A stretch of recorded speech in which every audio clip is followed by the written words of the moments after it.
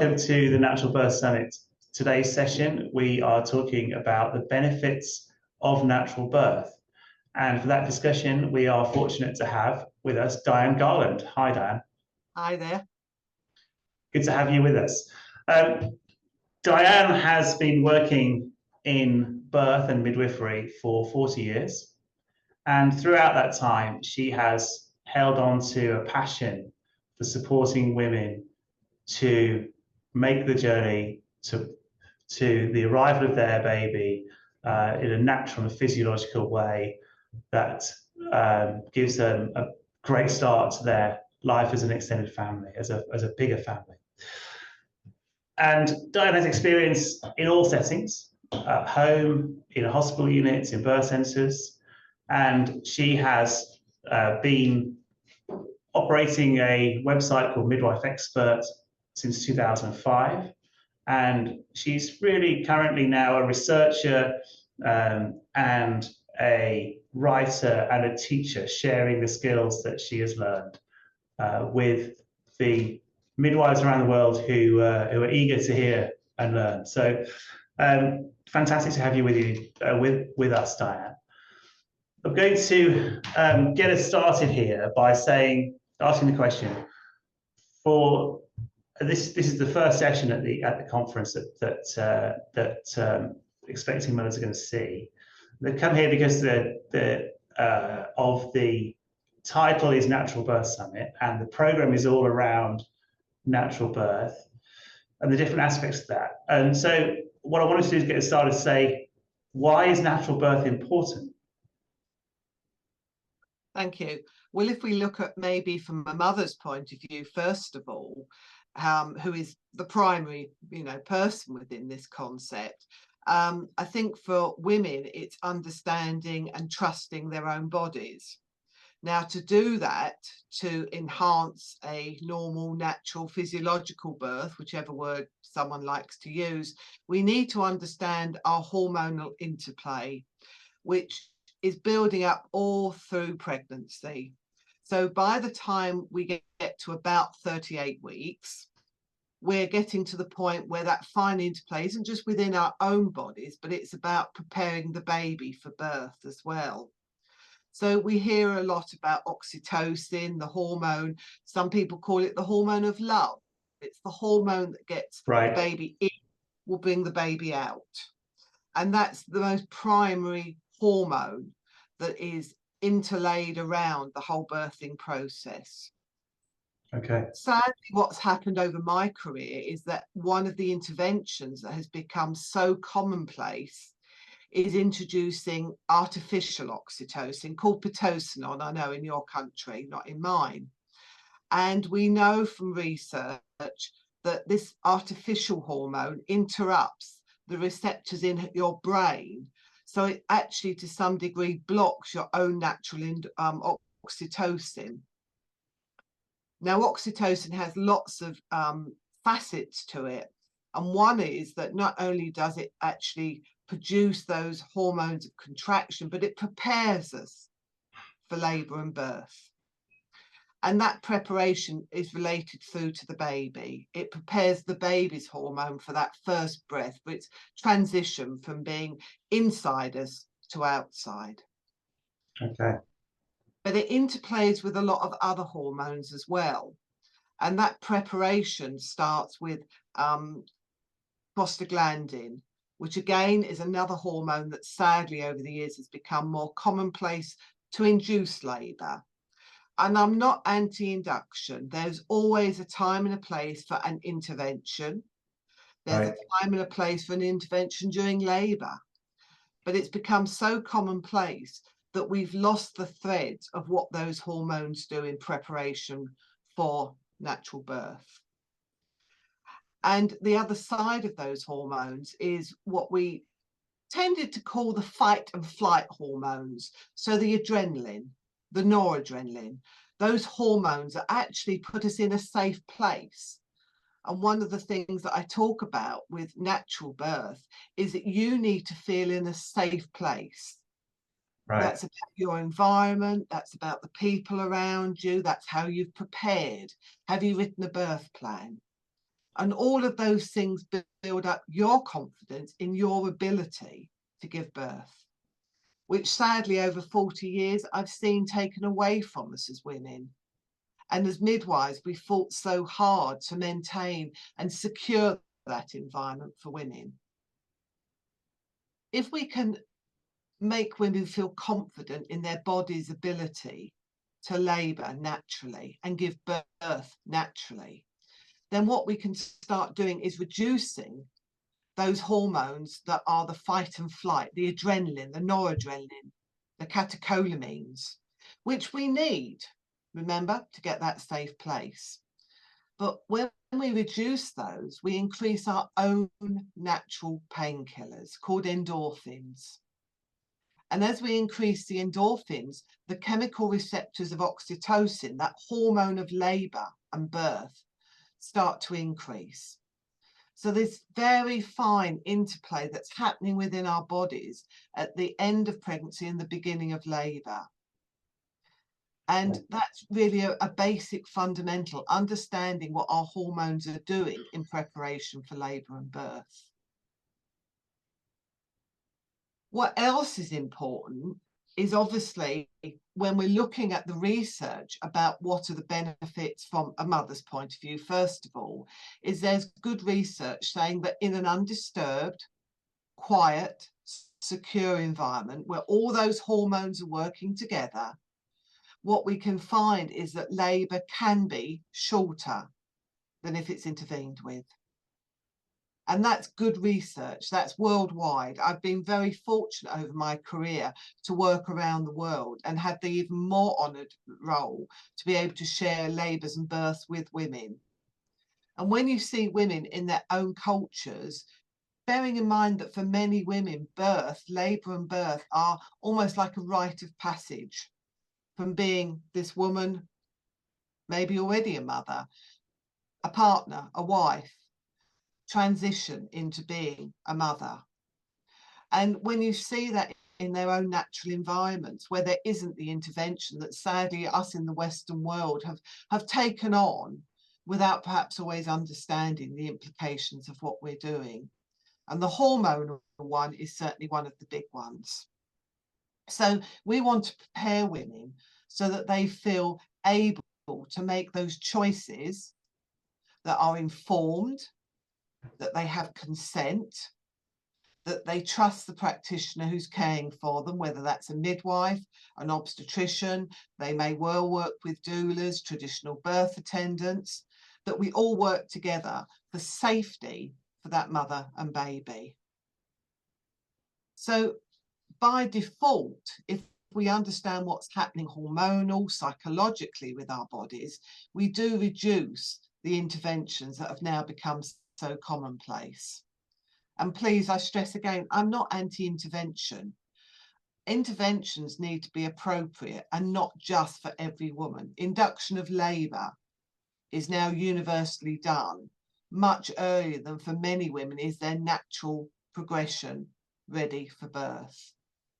And that does have a huge implication. So preparing women and their knowledge of those hormones will actually make her feel more confident. She can feel very empowered because she understands what's happening to her body. So having that non-disturbed environment enhances all of those hormones, and it's creating that environment. When women birth undisturbed, they will start to find freedom to move around. That freedom may be simple. Maybe she's just going to lean if she's at home against, I've seen women leaning against washing machines, even when they're running, that little vibration seems to help. Walking up and down the stairs, they're free to get into whatever position they find comfortable. And yes, some women will want to lay down.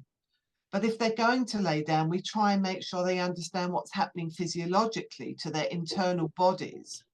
Right. And actually be on their side rather than just being flat like they might be encouraged to do, particularly if they're in a hospital and particularly if they have some of the very strong pain reliefs that are on offer, epidurals, and narcotic drugs.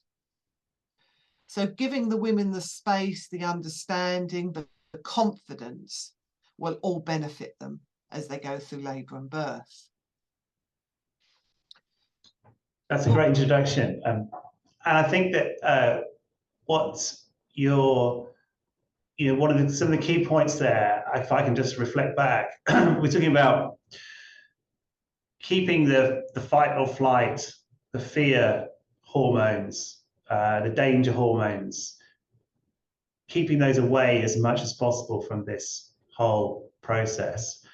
And that's not easy, but it can be done by developing your own understanding of the process in your body and being open to the ways that you can build up an approach, an environment, the support, the people around you that can help you to keep the fight or flight in its place and allow the oxytocin to flow.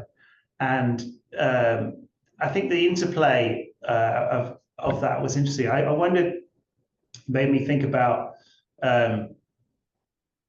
the interplay. Oxytocin, is that only created in the mother, or is there any oxytocin creation happen in the baby in this late pregnancy, 37, 38 weeks? Yeah, I mean, oxytocin is an amazing, hormone, and there are receptors throughout our bodies. And actually, men do have a little bit of oxytocin as well. Remember, it's called, one of my wonderful colleagues in Australia, Sarah Buckley, and she calls it the hormone of love. She changes the whole wording that we use about the hormones that we know are there.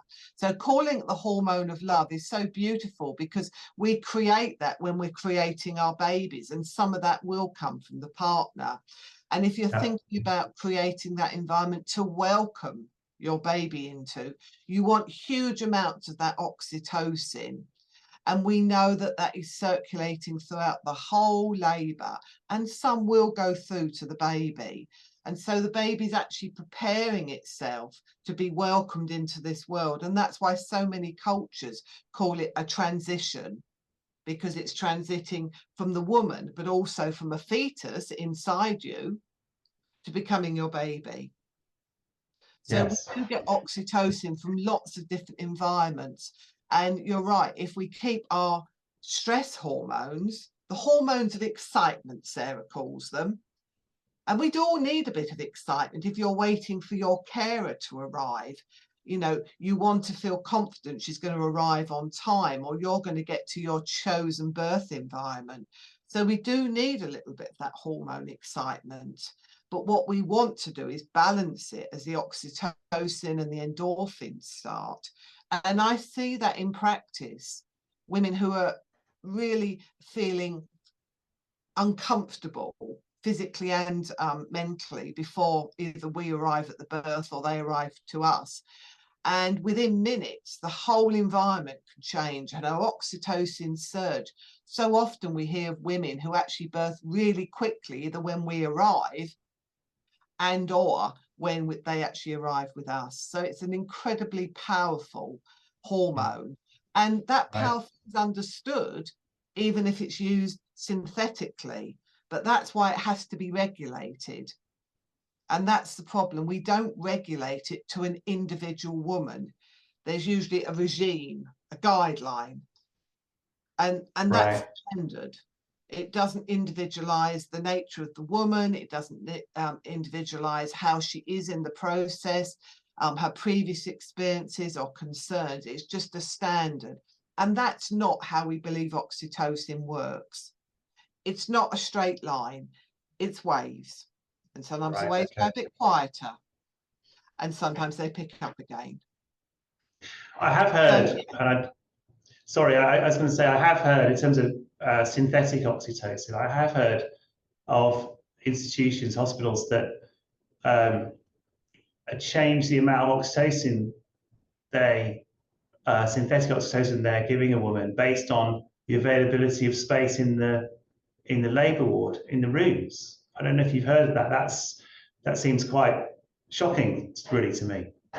Yeah, I mean, we would not in the UK be putting oxytocin up synthetically until the woman was in a delivery labour room, because it does need careful monitoring. Obviously, the woman's reaction to it, what the contractions are doing, and of course, the baby, who we've barely mentioned so far. So it is a very, very powerful, strong hormone. There was a time where synthetically they tried to produce pumps that would almost pulsate oxytocin. But even that's very difficult because it's not individualized. You know, our Right. body, like any hormone, produces what we need at that particular time in our life. And for women in natural labour, that will be different. It will be different even between her own labours, let alone in the woman who, if you're in a hospital or a birth centre, is in the other room. So oxytocin in two women is never going to be the same. And Right. that's why it is such a powerful drug and needs to be so carefully monitored. And that in itself restricts the woman, because she may not be able to be so mobile because she's going to have the drip attached. Even if the pump has got a battery, she's still got to move that around with her.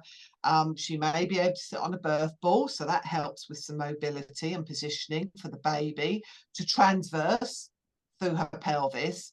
But because it is a powerful drug, sadly, what often happens, women will move into a stronger pain relief. And that often is a narcotic, which has implications for the baby. And of course, an epidural, which totally changes the whole process.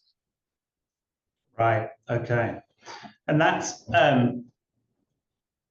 contrasting the the route of escalating intervention that you've just highlighted there with the natural process where the oxytocin flows based on the signals of the mother and the baby and the interaction of that.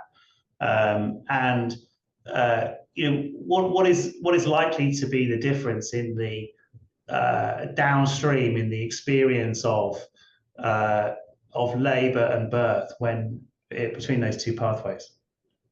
So if the women choose with the right information and knowledge for her, then obviously she can make sure that she has all that understanding of what the implications are for her baby, not just for herself. Right. So baby, those hormones, as I said, do prepare the baby for developing as the labour progresses to be outside the mother's environment. We know as well that if there's an intervention, many of those interventions can actually impinge the diversity of the baby's microbiome. Now, that Right. might be a new science to many women. It's been around for about 20 years, so about half of my career. But there are still many colleagues and women who don't know about the microbiome. And that's the baby's environment, its flora. So the microbiome is built up as the baby actually progresses. We believe that some of the microbiome comes from the father and the mother. It develops during the baby's in utero life, and it certainly is transmitted from the mother during a vaginal birth. Right. Now, what can impinge on that, we believe to the best of our knowledge at the moment, is certainly antibiotics in labour, which are often given very routinely if your waters have gone. Certainly in the UK, if we know that you've got group B streptococcus, but please bear in mind in the UK, we don't do routine testing. If you have a C-section, if you have an instrumental birth, those all immediately will mean that you're going to be offered, hopefully the word is offered, IV antibiotics. But the microbiome is also built up when that baby develops. And one of the benefits of a natural birth, because of that environment we've created, the baby can come immediately to skin. And the baby will pick up microbiome from the mother's skin to skin. It will pick up more microbiome, more diversity if she breastfeeds. And certainly one of the big things that we find with physiological labour and birth is that more women are likely to breastfeed. Right. And all those implications for the baby with breastfeeding. One of the other big benefits for a baby with any sort of natural childbirth is optimal cord clamping, sometimes called delayed cord clamping.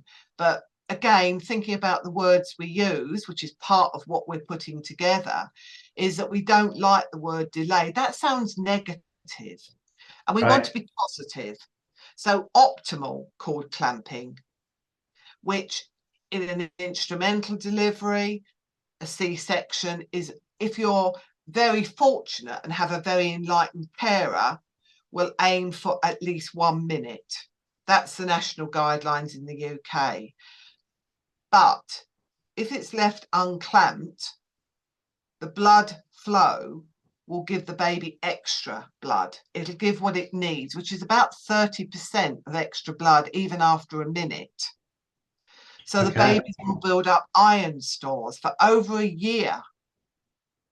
They will get more stem cells that help with tissue development. It'll help if any tissue is being damaged. So it has huge knock-on effects for the baby just by the process of doing a natural birth. And that goes back to the issue about making sure that you have written down your requests and that you understand them, that you get consent for anything that is requested of you, and that those birth companions around you, whether it's your partner, a doula, midwives, that they understand what you want to do and why. Okay, that's fantastic. Thank you. So if I can kind of summarize where we are now then. So what you painted a picture of the letting the body, the mother's body, the baby develop in the way that they're designed to develop, to have that there's although there are phases in pregnancy, labor, birth, actually that's a system, and elements that of one part of that one phase, things that happen in one phase have a huge impact in other phases and in long-term health. And so that we interrupt that really as a last resort, that should be the case. Yeah. And unfortunately, often it isn't a last resort. It's a standard operating procedure, isn't it?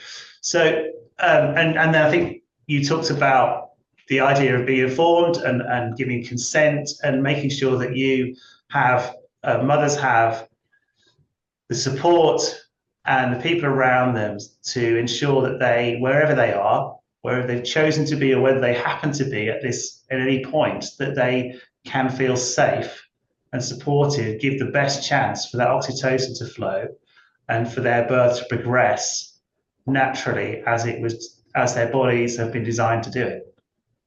Absolutely. And I mean, the other part, again, we haven't mentioned a lot, but, you know, partners being involved. You know, we know how babies are created, but in a hospital environment, very often women feel reticent about asking their partners or their mothers or whoever's with them to give them a cuddle and a kiss and lots of touch. And that in itself all produces more oxytocin. But if you're attached to monitors that are bleeping at you and you've got a carer who's sitting there just watching the monitor instead of what they should do, be with you, partners often feel that they're pushed out of that situation and they don't feel comfortable to come up and give you a kiss and a cuddle because there's too many things attached to you.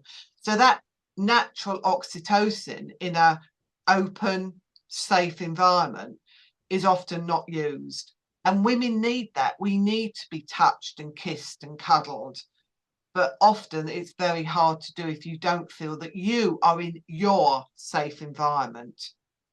A skilled midwife will pick up those vibes. And, you know, even on a labour ward, I will often say, I'm just going out for 5 minutes. I'm not going far.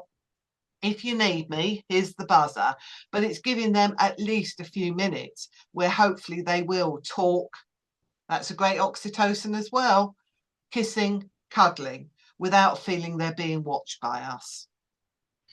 Yeah, and that's the benefits that flow from that, from the partner's involvement and those moments of connection and the benefits that flow for a long, long time, way past the birth, because they lead to families that are more mutually connected and feel together.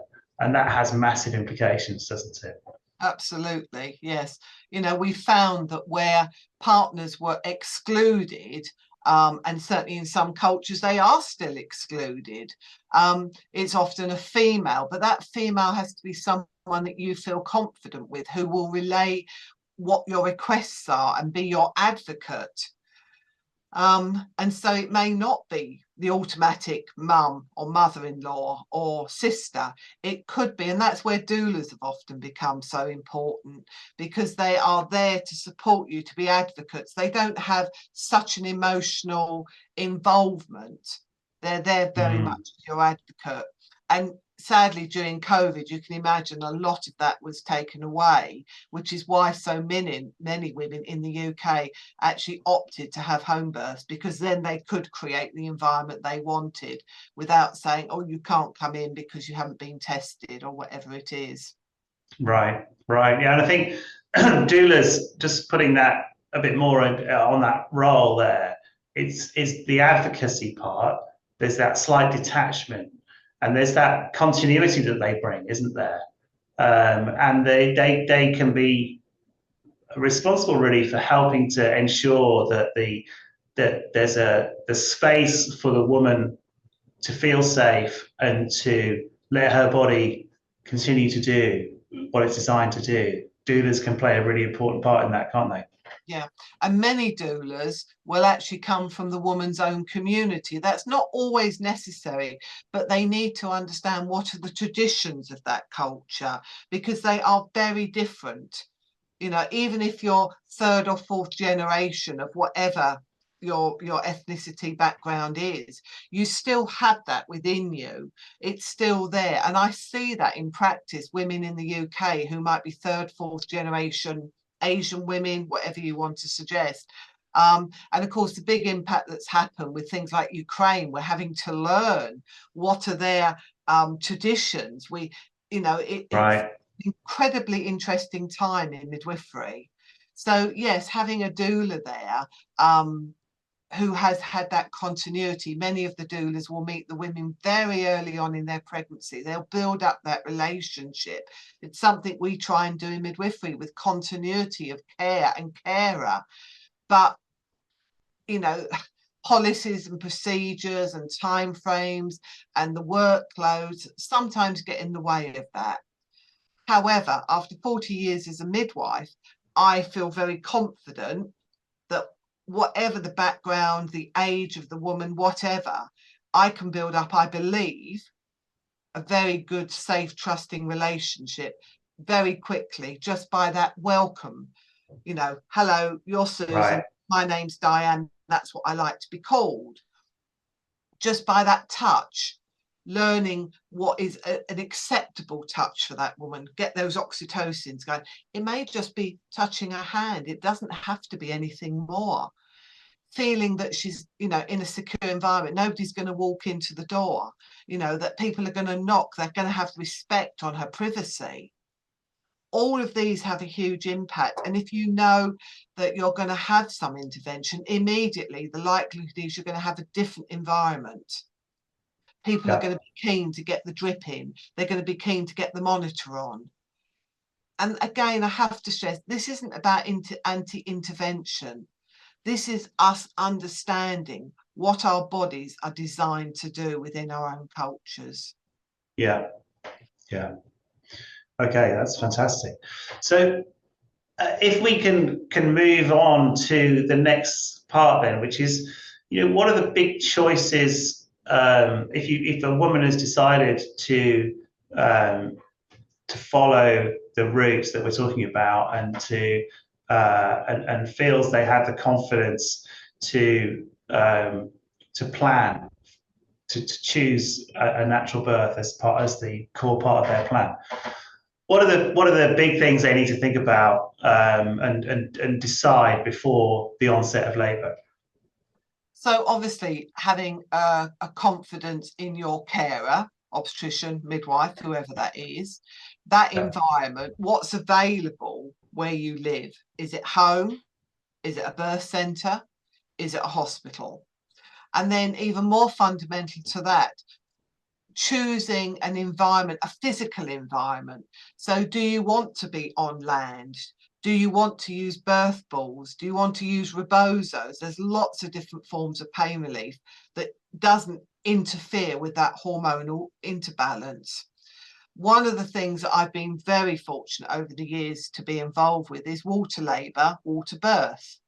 And I purposely say different because for some women, water labour is fantastic. It helps them be mobile. They can move around in a pool. They can feel secure. They can feel that this is their environment, that they feel empowered because they've chosen it. Yeah.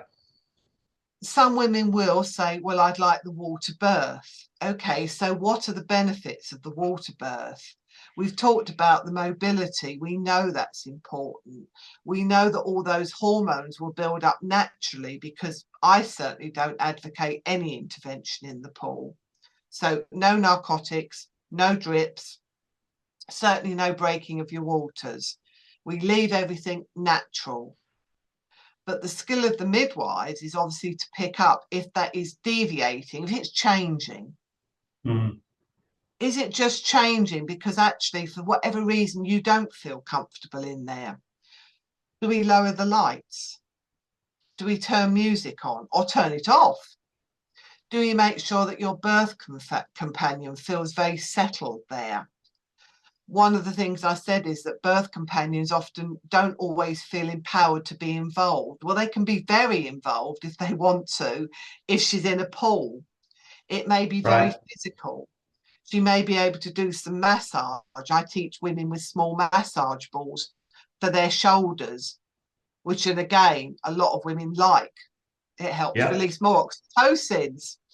The partner may be heavily involved with making sure that the water is kept at a good temperature, that in labour she finds comfortable. Slightly different in birth. There's a level for the baby to pretend it's still in utero for a short moment in time. Yeah, by bringing the temperature up towards body temperature. Yes, yeah, absolutely. So the environment can change, both the physical environment that she's in, i.e. a pool, but also the outside environment. So we don't get that disturbed environment because we create what feels right for that woman.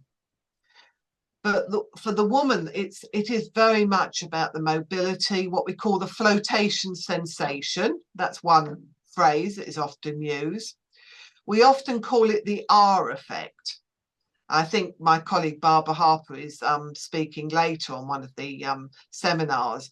And Barbara certainly introduced me many, many years ago to the R effect. She put wording to what we see. Women are all uncomfortable on dry land and they get into this pool and the shoulders go down. Oh, that feels wonderful. The analogy we often use again for women, particularly if women haven't always thought about it before they arrive at a birth centre particularly, is, you know, what would you do at the end of a long, hard day? How would you relax? Well, I'd make sure everything was fine at home. Yep, that's creating your environment. Okay. Yes, I'd probably run a bath. Wonderful. And what would you do in that environment? I might have candles, which, yep, and there are LED candles, so you don't need to have proper candles. I'd get myself a drink. Okay, fantastic. We want to keep you hydrated if you're in a pool. I might put my music on. And in labour, I still want that environment that's quiet. So I might shut the door, but I wouldn't lock it. Because we said about how physiological natural labour can speed up. In the water, the research seems to say it gets quicker. So we don't want a locked door where we couldn't get to you if you need help. So shut the door, that's what you feel comfortable with, but please don't lock it. Okay. And that's what we try and talk women through. And that can be done fairly quickly, often while we're filling the pool. if you look back to some of the very early work that was done by Michel Audin in France, he didn't have a pool when he had his birth centre in Pithiviers. But what he did have was showers, and we use showers quite a lot. But just the sound of running water was drawing women to it. And Michel was so aware of this that what he first did was put in a very large paddling pool. And women were attracted to that. And he realised that that wasn't, in this day and age, we'd probably say it's not fit for purpose. Right. Pools need to be fit for purpose. Many people's baths wouldn't be big enough. They wouldn't get the mobility. They wouldn't be able to relax. They wouldn't be able to float. So pools need to be big. And if they're going to be a portable pool, which many women may buy or hire, that needs to be fit for purpose. Otherwise, it could cause problems with your home insurance, which we do not want. So, and a fair amount of anxiety in the birth process too. Yes, exactly. So there goes the adrenaline again, way up. So right. purpose is the important thing. And that's something else I'd be saying to women if they're looking into using water. How big is the pool? We will often, in the birth centre, ask women to come along, have a look at our environment, see how big our pool is. Without the water in it, we can ask the women to get in and out to show us they're comfortable. What would they need? They might want flotation aids, because if they're going to float and be comfortable, they want something soft. So we talk all that through wherever we can. And it was difficult during COVID. A lot of that had to be done online. But that doesn't matter. We can do that online, share with women what they want. And then, of course, what they're going to bring in or have in their environment. I mentioned about drinking. Yes. Yeah. We need women to drink and eat in any labour. But when they're in a pool, because it's a hot environment, we want them to drink. Right. So it gets that hormonal interplay working because of that effect. And we see it. We hear it. Women will often shut their eyes. They want to close out whatever's around them. But that's because they feel secure. They go into a very, very deep transdescence, this very, very deep relaxation. Michel Audin and Sarah Buckley both talk about it quite a lot. And although sometimes people are concerned because you've got your eyes shut and they look so deeply entranced that they think they're in like a trance, but they're not. If we need to talk to them, if there is a need to do something different, or if we're about to do something, auscultate the baby's heartbeat, women are in their own zone. And people often say it's like a zone out. It's a secure environment. It's a transdescence. But if I need to listen to the baby's heart rate, or maybe it would be beneficial to change position, particularly in second stage, that's why it's wonderful in water. They can change position very easily, very quickly, but I do it quietly. So being able to get through to her, to break through that very quiet zone they're in, is very easy to do. It may just be just to touch the woman. Yeah. I looked after a woman who was deaf. I birthed 3 out of her 4 babies. And her and I had to build up an unusual way to break through that zoning out, because she can't hear me. And she lip reads. And she had her eyes shut. So we decided that if I tapped her on her shoulder, on her left shoulder, that was Dianne's going to do something. And I would wait for the nod, listen to baby's heartbeat. If I needed to do something more, maybe in the second stage, I wanted her to change position to make sure baby could rotate as it was coming out, then it would be a much more firm tap on the right shoulder. Okay.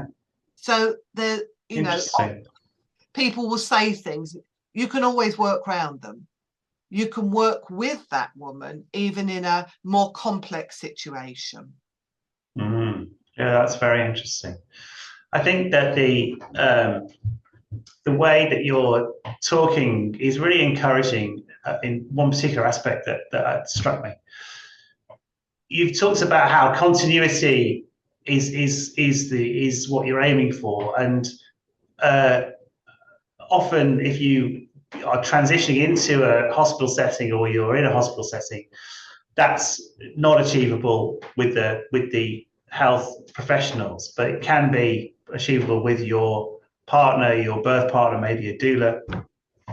But what I found really encouraging was you said that a skilled carer, midwife, obstetrician, a skilled person can develop rapport and connection quickly in that situation. So it doesn't have to be that it's, there is no connection or rapport. It can be developed quickly in that situation, and that's encouraging, because you're suggesting that it's all is not lost if you're in that situation. It can still be safe and allowing the process to flow, and the feeling of safety, allowing the oxytocin to come.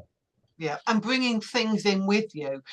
I've seen women come in not just with their own LED candles, because lights, particularly in a hospital, can be very bright, so you can still create an environment. Aromatherapy can be a bit controversial, because you do need, as in a carer, we do need to be trained to use aromatherapy oils safely for everyone. Okay. In that environment. And I will stress, I don't advocate oils that are ever put in the birthing pool. Okay. Because of the crossover, if we carry on and do a water birth, it's a crossover for the baby.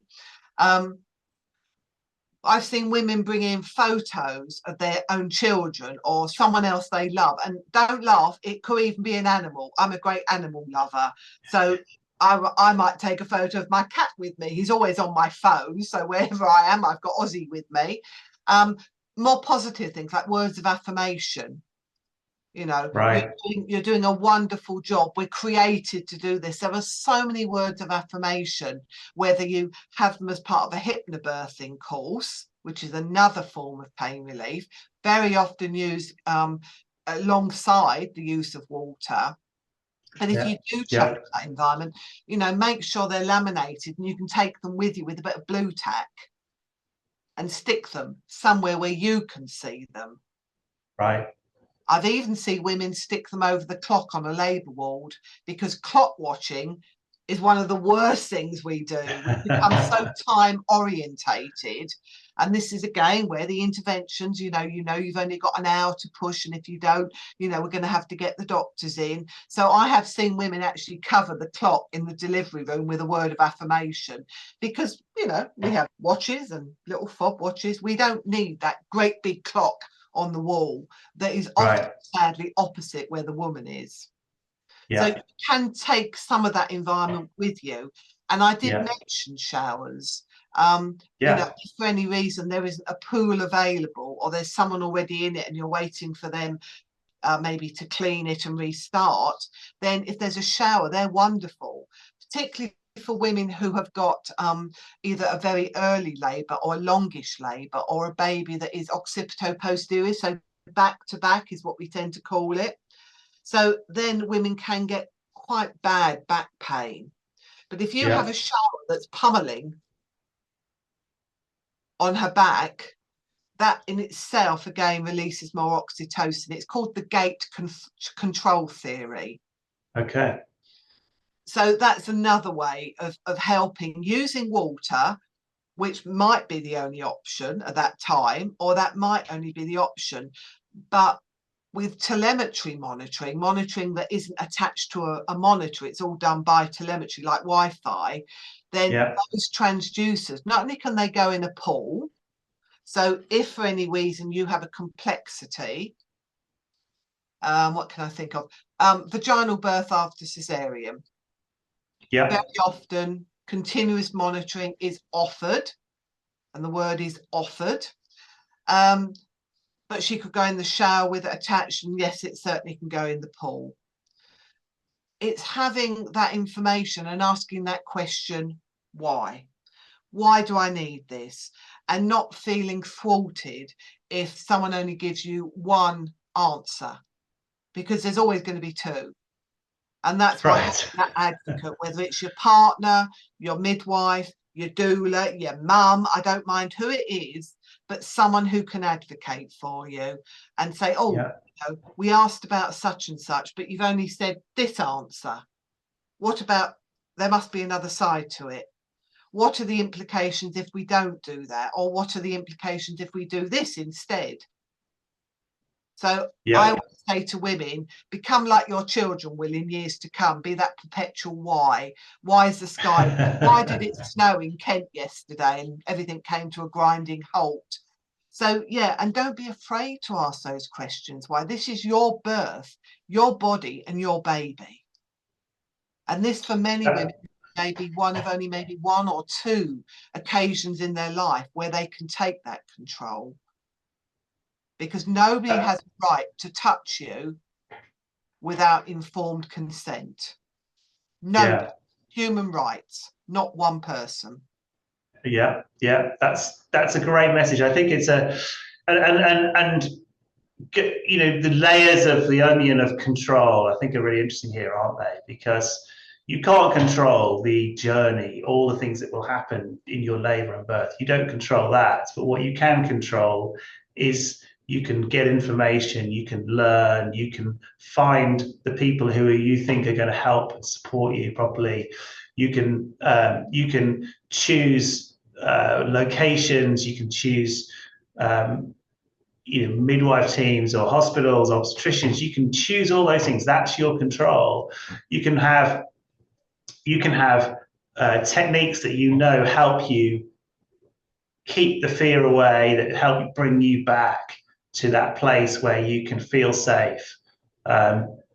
Whatever's happening or happened, you can come back to that place to feel safe. That's where you get control, isn't it? It's not from controlling the outcomes. Nobody can do that. Nobody can offer that. It's a more nuanced concept of control. And it's about being informed. It's about feeling empowered. It's about having people around you to protect you and the space that you're in, and to challenge sometimes when things that you're being offered or asked or told to do, you're not quite sure you understand what's the purpose and who's that benefiting. Yeah, and I mean, labour and birth is a continuum. You know, we talk about the first stage, the second stage, and we haven't mentioned really much about the third stage. But many Right. midwives are very confident to do a natural third stage, and we do those in the water as well. And I have done for the last 37 years that I've been doing water. You know, again, it's offering it. What are the benefits? We said optimal cord clamping, baby getting all those stem cells, the extra iron levels. But some women wouldn't want that. So if we're going to do Yeah. an intervention for third stage, that will change the time frame for us to be able to leave the cord attached. So there are so many facets to it, and that's why we say it's a continuum. It isn't as beautifully segmented as people would like to think it is.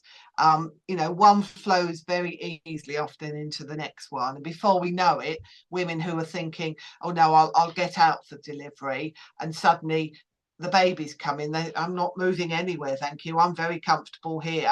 I might want to change positions because I can get Yeah. into a very deep squat in a pool. Many of us in our cultures would not feel confident to be in a deep squat. In the water they can. I see it a lot when we go abroad. You know, part of women's daily lives and activities, they're squatting, but our culture don't do it. But in the water they can. So they Yeah. can actually anatomically help their babies to negotiate through the pelvis in a really good position because they've got the buoyancy and the weightlessness of the water. So Yeah. one that we hadn't really encompassed, but there are so many benefits, and that's why part of my role is to educate parents, but more importantly educate colleagues, because we've lost our way over the last 40 years and we need to redirect and re-support colleagues. They're not going to feel confident if they have never ever encountered or had exposure to a physiological, normal, natural labour and birth. And that, I believe, is my passion and my role for as long as I can possibly do it. And that is coming through loud and clear. That's fantastic. Dianne, this has been absolutely wonderful. Thank you so much. We could talk for another 2 days probably, and still be covering new stuff. And that's the nature of this topic, isn't it?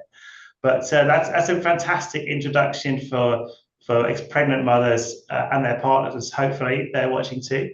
To you're curious about natural birth. What is it? Why is it important? What's going to help you to realize a natural birth if you decided to go down that path? And we've covered a lot of ground. I think that there's a lot of places that people can go to find out more, but they've got some context. They've got quite a lot of information. I think particularly it was worth spending that time on oxytocin. And there's a lot of hooks here that people can go on with, and so that's been absolutely wonderful. Can you tell us before we go, in terms of people wanting to know more about you and your work, things that I know you've written books, you've got your website. Where would you guide people in terms of wanting to learn more about you and from you? Yeah, I mean, certainly the website, there's a link there. You can email me. I get lots of emails from all over the world with parents asking, particularly if there's a complexity, could I use water because I've got a high BMI, or I had a big hemorrhage last time, and we talk all that through on emails. I do Zoom sessions as well, for small groups. They are only ever small. And yes, I'm very fortunate. I do travel, but the website will just give you mainly a contact, and then we go from there. If you type me in, all I would say is make sure you put double N that's on here, because there is a colleague who's got a similar name, but she only has one N. And then you Dianne with 2 N's. Dianne with 2 N's, yeah. So yeah, please do contact me. That's what I'm here for. Yes, I travel, but it's always out of office if I'm not able to reply. So you're not going to think, oh, has she forgotten me? And yeah, I learn something every day from women, from colleagues, and certainly when I travel the world, I'm very fortunate in learning something new every single day. Fantastic. Thank you so much, Dianne. We're going to sign off, and really appreciate that.